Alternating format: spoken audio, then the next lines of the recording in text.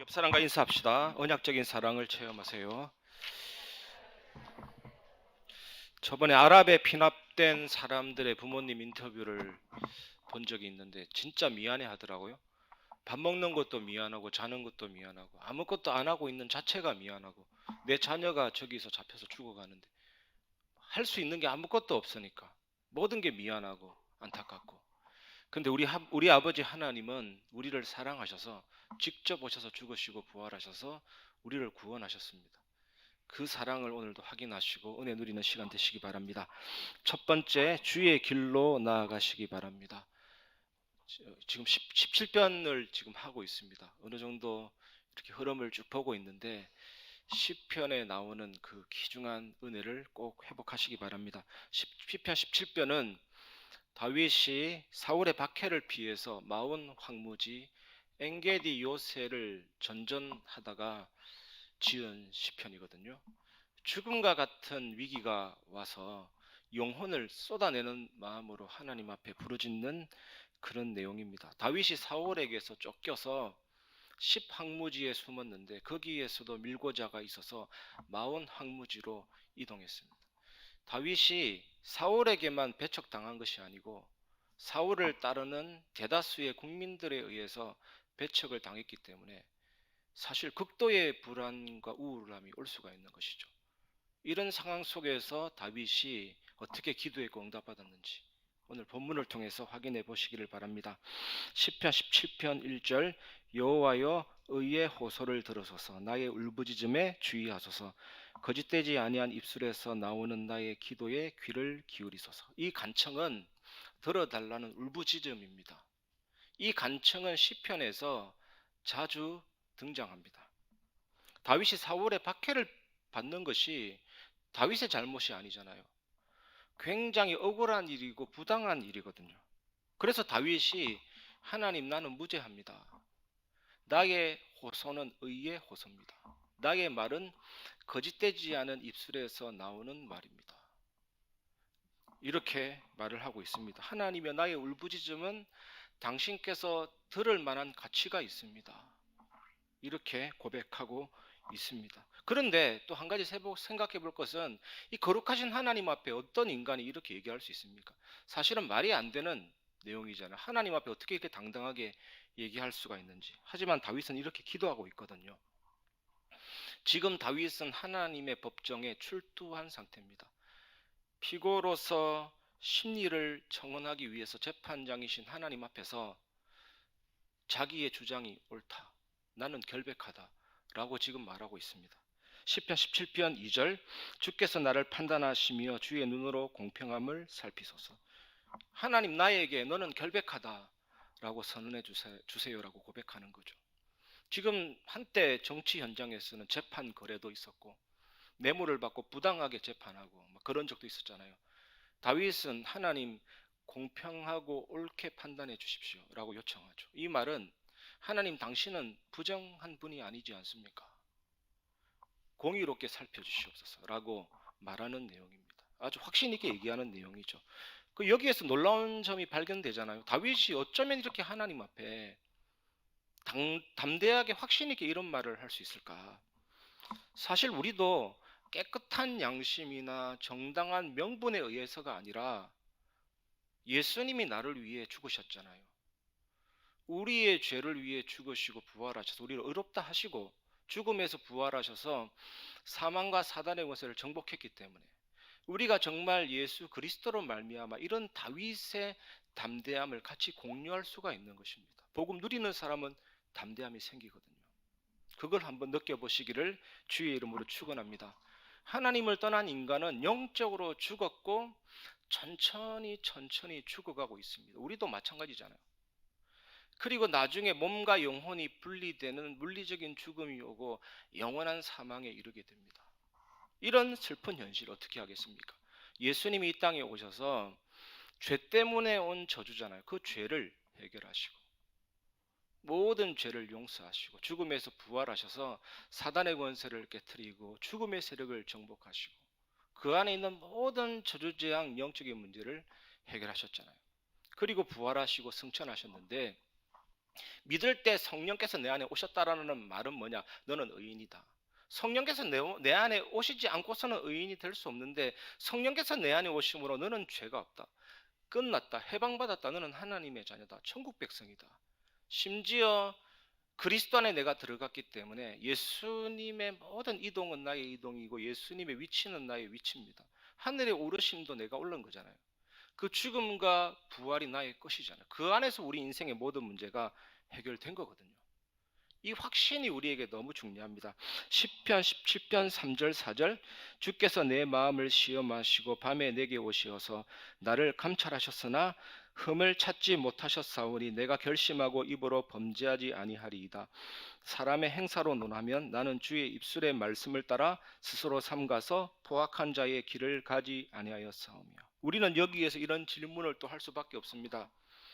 인간이 어떻게 거룩하신 하나님 앞에서 자기의 무죄를 이렇게 주장할 수가 있는가?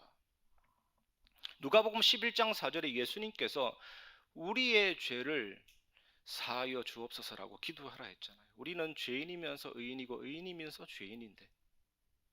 그리고 누가복음 17장 10절은 우리가 아무리 잘해도 기껏 해봐야 하나님 앞에서 무익한 종이거든요. 그런데 오늘 다윗은요, 나의 말과 행동 모두가 의롭다는 내용이 아니고 나는 전적으로 결백하다, 무죄다 이런 내용이 아니라 이 상황을 조금 보면 대적들이 다윗을 모함하고 중상모략하잖아요. 그 내용에 대해서 다윗이 지금 신원하고 있는 거거든요. 그런데 우리가 오늘 말씀을 통해서 다윗이 무죄를 주장하고 있는 그 근거가 어디에 있느냐? 그게 제일 중요한 겁니다. 근거가 어디에 있기에 이렇게 당당하게 무죄를 주장할 수가 있는가?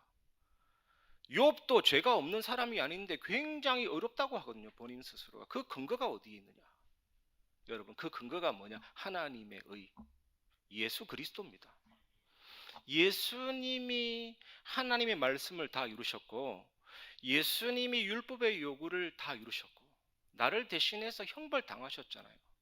사단지향 지옥권세 깨뜨릴 뿐만 아니라 예수님의 십자가의 죽음은 나의 죄를 해결하기 위해서 죽으신 것입니다. 또 부활하시고 사망과 사탄의 원세를 정복하셨습니다. 그것이 나의 의입니다.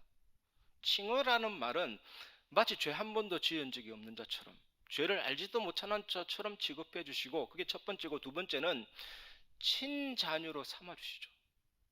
의롭다 하시고 자녀 삼아 주시고 이 두 개를 합쳐서 칭의라고 합니다. 믿을 때 주시는 하나님의 의. 완전한 백성이 된 겁니다. 이것이 다윗의 근거고 욥의 근거입니다. 시편 17편 5절 나의 걸음이 주의 길을 굳게 지키고 실족하지 아니하였나이다. 이 말씀의 의미는 다윗이 깡다구로 버텼다가 아닙니다. 다윗이 승리한 것은 전부 하나님의 은혜예요. 다윗이 응답받은 건 전부 하나님의 은혜입니다. 앞의 내용을 보면 다윗이 아주 힘있게 한 표현이 아닙니다. 말은 이렇게 되어 있어도 다윗은 전에는 굳게 서 있었지만 혹시나 어느 때이든지 넘어지는 것을 두려워하고 있습니다. 그런데 이건 인간적인 두려움이 아니라 주의 길에서 벗어나지 않기 위한 하나님을 향한 경외심이죠. 주의 길에서 이탈되지 않도록 하나님을 향한 경외심이죠. 그리고 실족하지 않기 위해서 하나님이 붙드시기를 간절히 원하는 내용입니다. 여러분, 우리가 원수들로부터 구출되고 승리하는 가장 좋은 방법이 뭔지 아십니까? 주의 길로 가는 것입니다. 이 여호수아 군대가 아말렉과의 전쟁에서 여호수아가 칼날로 아말렉을 쳐서 진멸하기까지는 그거는 껍데기입니다. 진짜 알맹이는 모세가 지팡이를 들었습니다. 그 십자가거든요. 그게 주의 길입니다. 십자가를 들었다니까요. 옆에서 아론과 훌이 같이 붙잡았습니다. 십자가를. 아말렉을 진멸하기까지 여호수아의 칼날이 멈추지 않았더라. 모세가 십자가를 상징하는 지팡이로 홍해를 갈랐고 반석에 쳐서 생수가 터졌고 그게 주의 길입니다. 십자가. 여호수아는 어떻습니까? 언약궤를 따라갔습니다. 이 언약궤 안에는 돌비 말씀이 있었고 두 번째는 만나 생명의 뜻 그게 십자가입니다. 그리고 아론의 상난 지팡이 부활이잖아요. 그 그리스도를 따라가는 주의 길 앞에 여리고가 무너지고 요단도 끊어지고, 예수님은 3일 만에 죽었다가 다시 살아났지만 우리는요 다릅니다. 믿을 때 그 죽음과 부활이 나의 것이 딱 되죠. 부고장을 날려도 됩니다. 나는 죽었다, 끝났다 이거잖아요. 이제는 새로 태어났다. 나는 새로운 하나님의 자녀다. 그 사탄이 총알을 2개 무서워한다잖아요. 첫 번째 총알은 예수 보혈, 두 번째 총알은 말씀. 사탄아 먼지나 먹고 꺼져 조롱할 수가 있죠. 이게 십자가의 길, 주님의 길입니다. 복음의 본질이 뭐냐면, 왕이 어떤 역할을 하냐면 통치하고 다스리십니다. 교회의 영광을 받으시고 성도의 영광을 찬양을 받으시고 온 우주 만물을 다스리시고 십자가에서 사단의 머리를 박살내시고 마귀의 일을 멸하셨죠. 제사장은 그 피로 우리의 모든 죄를 속죄하신 것입니다. 그때 어떤 신학자는 그렇게 얘기했습니다. 예수님의 성육신은 성소고 예수님의 십자가는 지성소입니다. 여러분, 지성소. 그 엄청난 은혜를 주셨죠. 선지자는 하나님의 말씀을 전달하고 하나님 만나는 길이 되고 하나님과 우리 사이를 연결하잖아요. 이 복음의 본질을 붙잡고 가는 길이 주의 길이라니까요. 여러분 현장에 이 길이 대로처럼 펼쳐지기를 주의 이름으로 축원합니다. 두 번째, 헤세드, 언약적인 사랑을 체험하시기 바랍니다. 시편 17편 6절, 하나님이여 내게 응답하시겠으므로 내가 불렀사오니 내게 귀를 기울여 내 말을 들으소서. 좀 전에 살펴봤는데 1절에서는 그냥 기도를 들어주소서라는 호소였는데, 지금 이 말씀의 의미는 그냥 들어달라는 의미가 아니고 헤세드로 행할 것을 요구하고 있습니다. 다윗이 요청하는 헤세드가 뭐냐? 헤세드가 뭐냐? 하나님의 신실한 성품을 드러내는 자비로운 행동. 좀 어렵죠? 언약적인 사랑. 그 헤세드와 언약적인 사랑의 결정체가 십자가거든요. 그래서 헤세드가 뭐냐? 하나님의 언약적인 사랑은 뭐냐? 위기에서 우리를 구원하고 우리의 질병을 치유하고 응답의 문을 여는 게 헤세드잖아요. 다윗은 헤세드, 언약적인 사랑과 자비로 도와달라고 요청하고 있는 것입니다. 러시아의 어떤 나이가 먹은 나이든 어른이 젊은 여성한테 질문한 겁니다. 네가 아버지와 헤어진 이유가 뭐니? 라고 질문한 거예요. 젊은 여성한테. 그때 이 젊은 여성이 그때는 전쟁이 있었고 온통 불바다였기 때문에 아버지가 나를 도와줄 수 없었을 거라고. 근데 이 남성이 진짜 네가 아버지하고 헤어진 이유가 뭐냐 했더니 이 소녀가 슬픈 표정을 지은 겁니다. 그때 아버지가 내 손을 놓아버렸습니다. 그때 이 남자가 하는 말이, 그 아버지는 너의 참 아버지가 아니야. 진짜 아버지는 어떤 순간에도 자녀의 손을 놓지 않는다. 불구덩 서기에 들어가도 불타도 자녀를 안고 나온다. 너의 아버지는 닥터 지바고야. 닥터 지바고에 있는 내용이거든요. 이게 언약적인 사랑입니다. 다윗은 그 아버지의 손이 나를 놓지 않는다. 그 사랑으로 나를 도와달라. 그런 기도를 하고 있는 것입니다. 예수 그리스도의 놀라운 죽음과 부활에 의해서 가까이 다가와서 우리를 구원하신 언약을 지키는 사랑, 그게 헤세드거든요. 예수 그리스도입니다. 그래서 복음은 십자가에서 그리스도를 통해 보이신 하나님의 사랑이에요. 그 아버지가 여러분을 놓지 않는다니까요. 이 은혜를 누리시기를 주의 이름으로 축복합니다. 시편 17편 7절, 주께 피하는 자들을 그 일어나 치는 자들에게서 오른손으로 구원하시는 주여, 주의 기이한 사랑을 나타내소서. 또 기이한 사랑이 나왔잖아요. 하나님은 주께 피하는 자들을, 일어나 치는 그 대적들을 능력을 상징하는 오른손으로 구원하시는 하나님. 여러분, 이스라엘 민족의 역사에서 출애굽은 가장 위대한 하나님의 헤세드였습니다. 언약적인 사랑. 이 자기 백성이 완전히 죽게 됐잖아요. 근데 하나님은 사막의 뜨거운 동풍을 밤새도록 홍해 바다에 불게 하셔서 마른 땅이 되게 하시고 280만 명이 건너가게 하시고 그 엄청난 아파트 11층 높이의 물벽이 세워지고 그걸 통과해야죠. 그게 언약적인 사랑 헤세드입니다. 다윗이 무엇을 의지했습니까? 하나님의 기이한 사랑을 나타내소서, 언약적인 사랑을 나타내소서, 언약을 지키는 사랑을 나타내소서, 나를 놓지 않으시는 아버지의 손길을 뻗쳐주시옵소서. 여러분 삶에도 이것이 있기를 주의 이름으로 축원합니다. 시편 17편 8절, 나를 눈동자같이 지키시고 주의 날개 그늘 아래 감추사. 신명기 32장 10절 11절에서 이스라엘 민족은 하나님의 눈동자로 언급되어 있습니다. 그리고 하나님은 자기 새끼들 위에 나풀거리는 독수리처럼 이스라엘 민족을 보호하시는 하나님으로 묘사하고 있습니다. 시편 17편은 개인 기도인데 다윗은요, 자기 민족에게 보여주셨던 것과 같은 은혜로운 관심을 나에게도 베풀어 주시옵소서. 이게 뭐냐? 이스라엘의 이야기가 나의 이야기가 되게 하여 주시옵소서. 개인적인 출애굽의 구원의 역사가 내게 임하게 하여 주옵소서. 홍해를 가르신 그 헤세드를 내게 베풀어 주시옵소서. 개인의 기도가 민족적인 기도로 바뀌고 우리 하나님은 정말로 위대하신 헤세드 언약의 사랑의 하나님이시구나. 여러분 현장에 개인의 출애굽의 구원의 역사가 일어나길 바랍니다. 이스라엘의 이야기가 여러분의 이야기 되기를 바랍니다. 하나님이 이 은혜를 베풀어 주신다니까요. 이 축복 누리시기를 주의 이름으로 축원합니다. 그리고 마지막으로 세 번째, 참된 승리의 확신을 가지시기 바랍니다. 시편 17편 9절, 내 앞에서 나를 압제하는 악인들과 나의 목숨을 노리는 원수들에게서 벗어나게 하소서.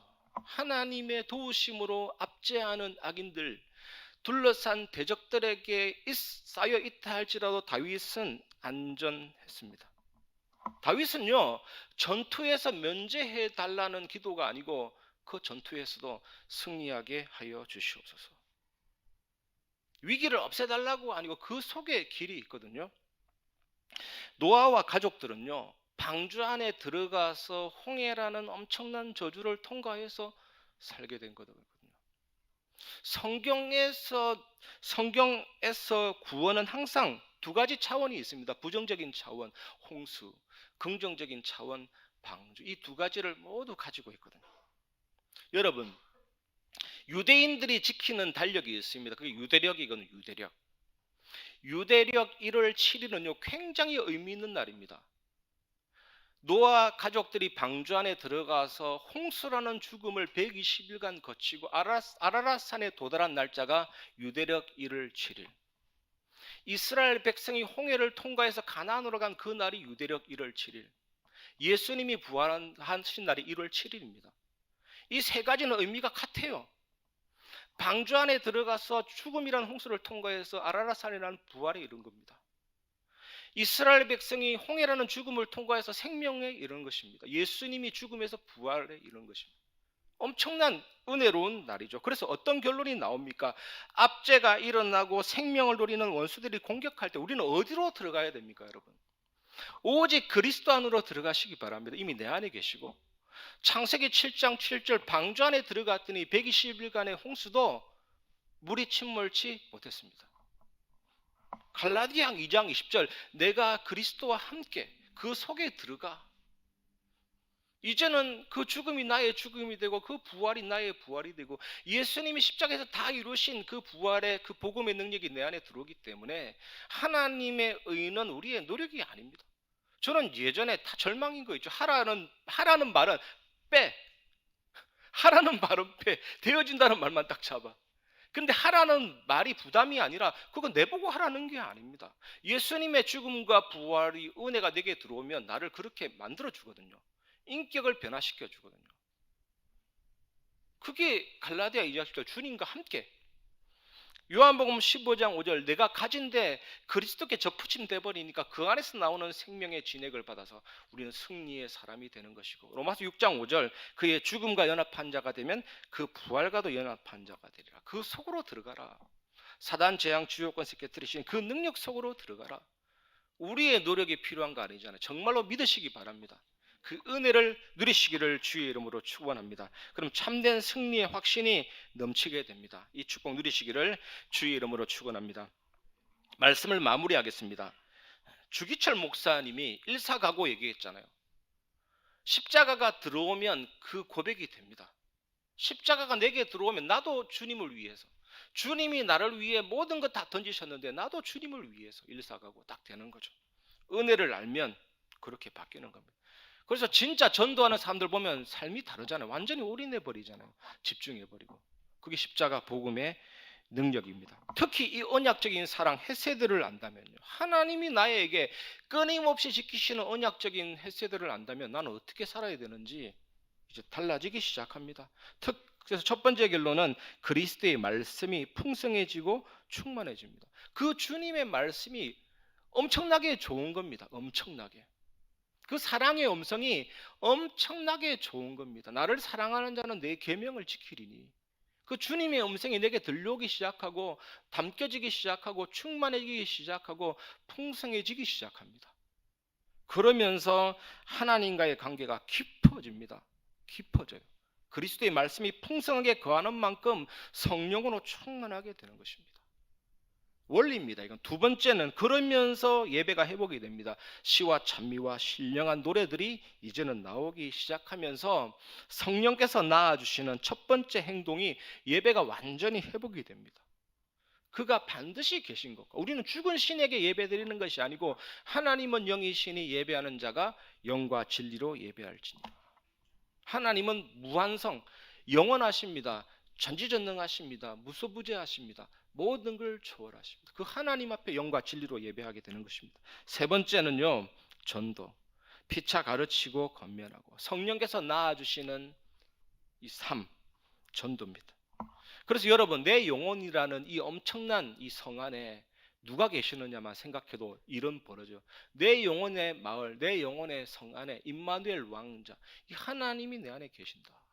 사단이 아무리 눈문, 귀문, 감각문으로 공성전을 펼치고 투석기 날려도 내 안에 하나님이 계시기에 반드시 승리한다. 그게 거룩한 전쟁이에요. 사단의 망대가 무너질 수밖에 없고 그 믿음 가지는 것이 빛의 망대죠. 이 망대가 든든히 세워지는 것이 전도입니다. 신방하면 할수록 이게 느껴져요. 신방을 한번 하고 왔는데 그분이 확립이 되고 그 망대가 든든해지고. 오늘도 제가 기묘한 광경을 봤는데 당회장실에 밖에 가면 꼭 수요일 점심때 되면 어떤 이상한 아저씨가 희한한 운동을 해요. 저 밭 한가운데서. 처음에는 우연하게 넘겼거든요. 계속 반복하니까 나도 모르게 빠지게 되는 거죠. 뭐 이런 식으로 운동해요. 그게 계속 보니까 그것도 나도 모르게 오늘 따라했다. 이게 효과가 좋나? 작은 몸짓 하나도 변화를 주고 그 시간 그 장소에 매일 하는 것도 이렇게 변화가 주는데 우리가 망대로 서 있고 이런 하나님의 말씀 붙잡고 흔들리지만 않아도 이런 진행이 됩니다. 망대 전도 나왔는데 여러분 정말 흔들리지 마시고 그 어떤 일에도 좌우로나 치우치지 마시고 정말 오늘 말씀대로 하나님을 의지하고 언약적인 사랑을 체험하시기 바랍니다. 그리고 옛날에 어떤 선교사님이 선교 훈련 뽑을 때 조건이 그겁니다. 하나님의 사랑을 체험했냐 체험하느냐. 내가 가진 메시지도 사실은 힘이 될 때도 있지만 진짜 나를 생명 바치게 하는 것은 그 사랑을 내가 알 때, 그 은혜를 내가 알 때 나는 목숨 바쳐버리는 게 그리스도인입니다. 그래서 말씀과 함께 은혜가 살아 춤추는 그런 정인 되시기를 주의 이름으로 축원합니다. 이 시간 말씀을 마무리하면서 나의 안에 거하라 우리 찬양하고 말씀을 마무리하겠습니다.